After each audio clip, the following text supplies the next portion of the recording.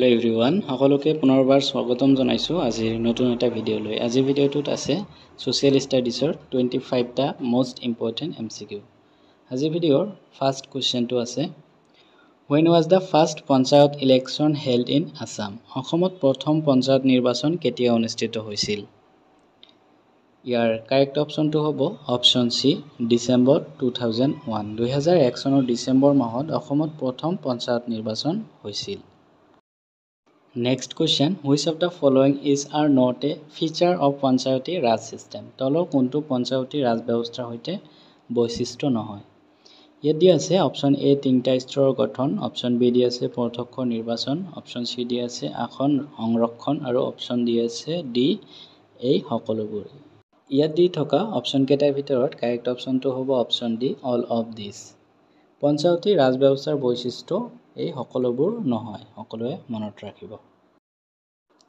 Next question, which among the following Panchayati Raj Act of Assam replaced the 1959 Act with a new two-tier system abolishing the Ancholik Panchayats? অসমৰ তলৰ কোনখন পঞ্চায়তি ৰাজ আইনৰ ভিতৰত 1959 চনৰ আইনখনৰ ঠাইত আঞ্চলিক পঞ্চায়তসমূহক বিলুপ্ত কৰি নতুন দুস্তৰীয় ব্যৱস্থা প্ৰণয়ন কৰিলে? ইয়াত দি থকা অপচন কেইটাৰ ভিতৰত কাৰেক্ট অপচনটো হ'ব অপচন বি পঞ্চায়তি ৰাজ এক্ট 1986। পঞ্চায়তি ৰাজ এক্ট 1986 আইনৰ ভিতৰত 1959 চনৰ আইনখনৰ ঠাইত আঞ্চলিক পঞ্চায়তসমূহক বিলুপ্ত কৰি নতুন দুস্তৰীয় ব্যৱস্থা প্ৰণয়ন কৰিছে। Next question, when the first Panchayati Raj Act within Assam did enact? অসমৰ ভিতৰত প্ৰথম পঞ্চায়তি ৰাজ আইন কেতিয়া প্ৰণয়ন হৈছিল? ইয়াত দি থকা অপচন কেইটাৰ ভিতৰত কাৰেক্ট অপচনটো হ'ব অপচন বি 1948। 1948 চনত অসমৰ ভিতৰত প্ৰথম পঞ্চায়তি ৰাজ আইন প্ৰণয়ন হৈছিল।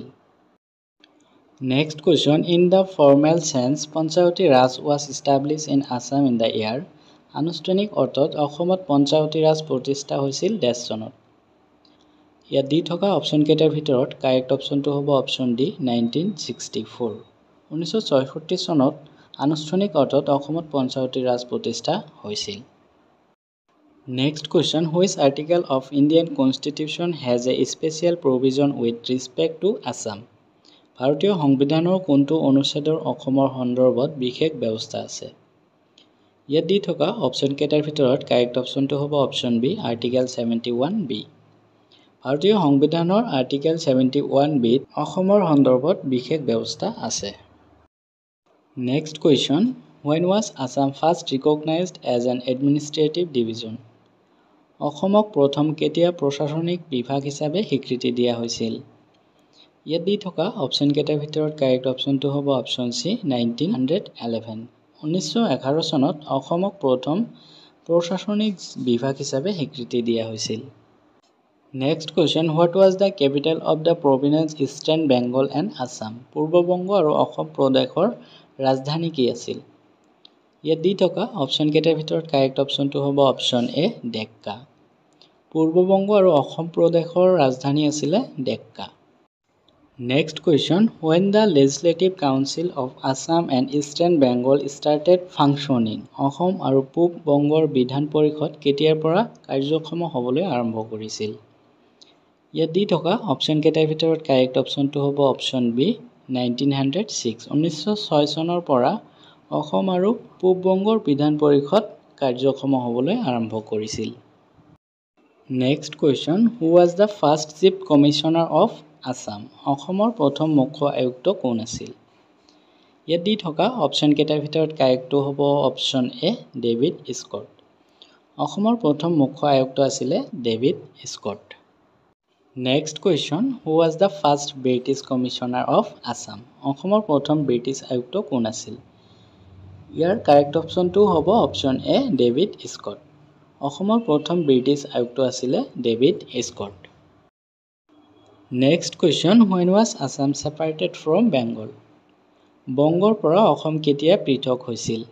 ইয়াত দি থকা অপচন কেইটাৰ ভিতৰত কাৰেক্ট অপচনটো হ'ব অপচন সি 1874। 1874 চনত বংগৰ পৰা অসম পৃথক হৈছিল। Next question, Assam is divided into how many administrative division? Assam কিমান প্ৰশাসনিক বিভাজনত বিভক্ত? ইয়াত দি থকা অপশ্যন কেইটাৰ ভিতৰত কাৰেক্ট অপশ্যনটো হ'ব অপশ্যন বি 5 অসম 5টা প্ৰশাসনিক বিভাজনত বিভক্ত next question what is the maximum permissible strength of the legislative assembly of any state যিকোনো ৰাজ্যৰ বিধানসভাৰ সৰ্বোচ্চ অনুমোদিত শক্তি কিমান ইয়াত দি থকা অপশ্যন কেইটাৰ ভিতৰত কাৰেক্ট অপশ্যনটো হ'ব অপশ্যন সি 500 মেম্বাৰ্ছ যিকোনো ৰাজ্যৰ বিধানসভাৰ সৰ্বোচ্চ অনুমোদিত শক্তি হৈছে 500 মেম্বাৰ্ছ বা 500 সদস্য next question when was Assam Legislative Council was created Assam বিধান পৰিষদ কেতিয়া গঠন হৈছিল ইয়াত দি থকা অপশ্যন কেইটাৰ ভিতৰত কাৰেক্ট অপশ্যনটো হ'ব অপশ্যন সি 1913 1913 চনত অসম বিধান পৰিষদ গঠন হৈছিল next question when the first budget session of Assam Legislative Assembly was held Assam বিধানসভাৰ প্ৰথম বাজেট অধিৱেশন কেতিয়া অনুষ্ঠিত হৈছিল